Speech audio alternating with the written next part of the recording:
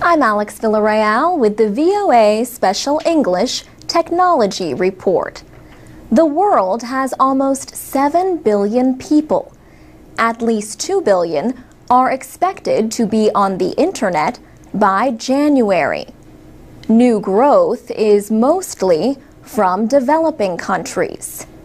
Yet only 21% of their population is online.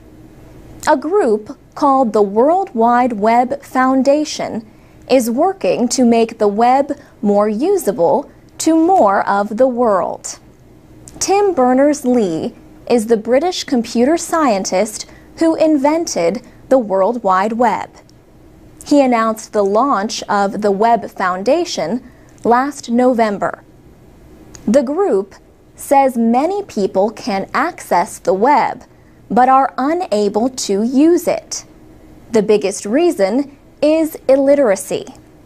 The latest United Nations report says almost 800 million adults are unable to read or write. Even for those who can read, much of the information that is available on the web is not in a language they can understand.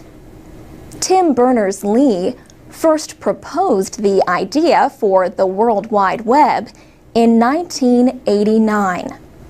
This was 20 years after Americans developed the first version of what we know as the Internet. The Internet is a network of networks. It lets millions of computers communicate with each other. The web is a major part.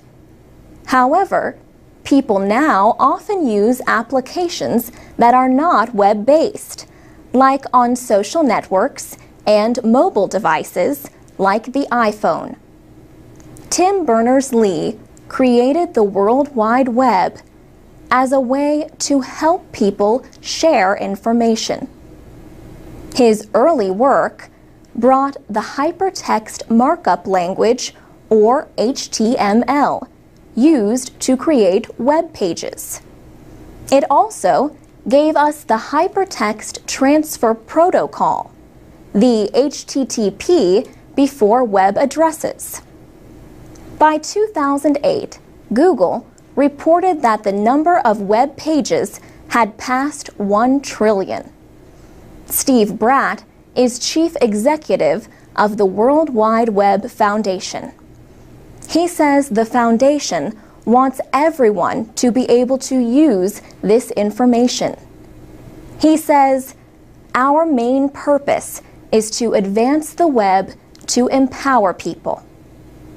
Partnerships with the Web Science Trust and the World Wide Web Consortium aim to create applications that make the web more user-friendly. Steve Bratt says mobile technology is an important part of that work as more and more people use their phones to go online. He says, "We have to make the web a lot easier to use, even on the simplest and least expensive mobile phones." For VOA Special English, I'm Alex Villarreal. This is the VOA Special English Technology Report. A new study looks at privacy in a world where computers can increasingly recognize faces in a crowd or online. Alessandro Acquisti at Carnegie Mellon University's Hines College in Pittsburgh, Pennsylvania, led the study. Professor Acquisti says social networks like Facebook and LinkedIn represent some of the world's largest databases of identities. He sees increasing threats to privacy in facial recognition software and cloud computing, the ability to store huge amounts of information in data centers.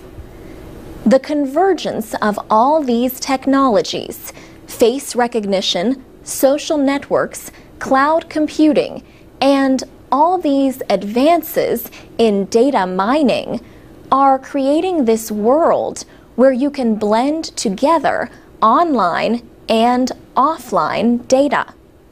You can start from an anonymous face and end up with sensitive inferences about that person.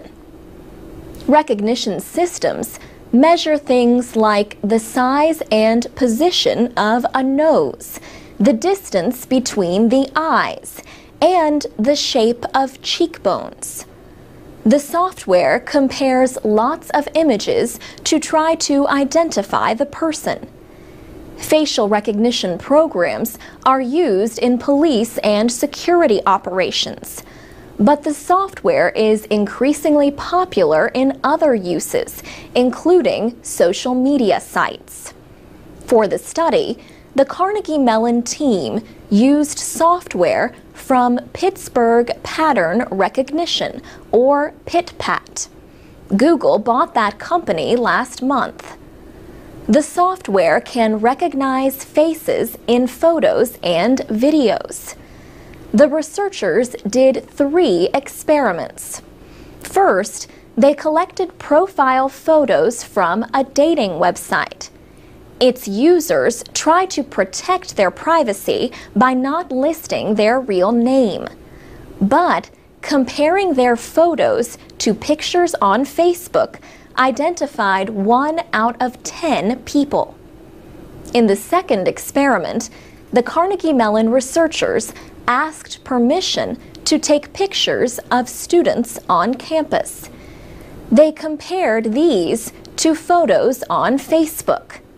This time, they correctly identified 1/3 of the students. In the third experiment, they tried to see how much they could learn about people just from a photo. They found not only names, but birth dates, personal interests, and even locations when people listed them. And Professor Acquisti says face recognizers keep improving. In June, Facebook launched a facial recognition system to help users tag or list the names of people in photos. Germany became the first country to declare this software a violation of privacy. For VOA Special English, I'm Alex Villarreal. This is the VOA Special English Development Report. Scientists continue to seek better weapons against malaria. Each year, the number of cases is in the hundreds of millions worldwide. About 1 million people die, most of them in Africa. Economic losses from the disease amount to an estimated 1% of the African economy each year. George Demopoulos is an associate professor at the Johns Hopkins Malaria Research Institute in Baltimore, Maryland. He says 42% of the Earth's population live in areas where malaria-transmitting mosquitoes exist. All of these people are at risk of being infected with malaria. He says the sad thing is that the majority of people who are killed by malaria are children. This is because their immune systems are not strong enough to fight the infection. Malaria is caused by a parasite called Plasmodium. The organism is injected into people through the bite of infected mosquitoes. Malaria can be treated, but in many areas, the parasites have become resistant to different drugs. George Demopoulos and his team are studying ways to make mosquitoes resist infection by the parasite. There are hundreds of kinds of mosquitoes in the world. Most do not spread malaria. Some have immune systems that kill Plasmodium. He says researchers are interested in the immune reactions that are responsible for killing the malaria parasite. The researchers have developed a way to make genetic changes in the 3 mosquito species known to spread malaria. The changes cause their systems to attack the parasite, blocking its development. Other researchers are working on ways to spread these genetically modified insects among mosquito populations.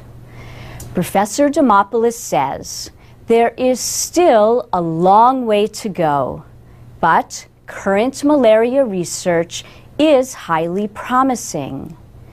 A new vaccine is in final testing. So far, it has proven effective at preventing the disease in half of those vaccinated, which is more than ever before. And at the Malaria Institute at Macha in Zambia, researchers are developing an easier way to identify malaria. The test uses saliva instead of blood to diagnose the infection. Current efforts in malaria control are mainly based on the use of insecticide sprays and treated bed nets. But George Demopoulos says malaria needs to be attacked with drugs, vaccines, and bed nets, and with whatever researchers can develop. And that's the VOA Special English Development Report. I'm Alex Villarreal with the VOA Special English Technology Report. An organization called the World Future Society publishes a yearly report about how technology, the economy, and society are influencing the world. Tim Mack heads the World Future Society. He says medicine is one area of growth. Mr. Mack says the fields of nanotechnology, biotechnology, and information technology are working together to create new ways to help patients.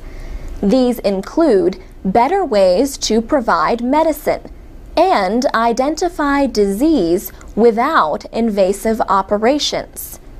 Mr. Mack also says developments in artificial intelligence could lead to a future where disabled patients could be cared for by a voice-activated robot. The World Future Society also publishes the Futurist magazine. Every year, it examines developments in technology and other areas to predict the future. The magazine released the top 10 predictions from the Outlook 2011 report. Several of the predictions dealt with technology. The report said internet search engines will soon include both text and spoken results. It said television broadcasts and other recordings could be gathered using programs developed by the Fraunhofer Institute for Intelligent Analysis. Outlook 2011 also examined refuse collection. It said industrial nations will send much more waste to developing countries. This will cause protests in those countries. In about 15 years, developing countries will stop accepting foreign waste. This will force industrial nations to develop better waste-to-energy programs and recycling technologies. The report also had a prediction about education. It said young people use technologies for socializing as well as working and learning. So they solve problems more as teams instead of competing.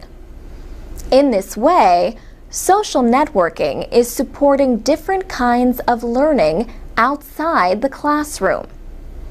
The World Future Society also predicts that robots will be able to carry out mental commands from human beings. Scientists have shown that individuals can type by using their brains without physically touching computer keyboards. In the near future, experts say brain emailing and tweeting will become more common. For VOA Special English, I'm Alex Villarreal. You can find scripts and audio of our programs at voaspecialenglish.com. We are also on Facebook and Twitter at VOA Learning English.